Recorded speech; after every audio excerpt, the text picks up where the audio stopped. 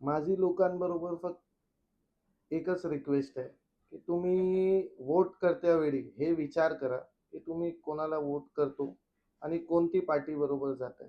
हे पार्टी वेगळं आहे, काय की हे इलेक्शन जो आहे हे कॉर्पोरेशनचं इलेक्शन आहे.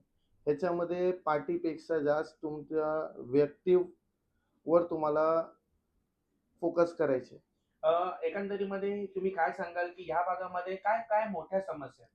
ह्या भागामध्ये महत्त्वपूर्ण आणि मोठी समस्या हेच आहे, की ड्रेनेज जो सिस्टम आहे ह्याच्यात वर्स्ट परिस्थितीमध्ये आहे आता.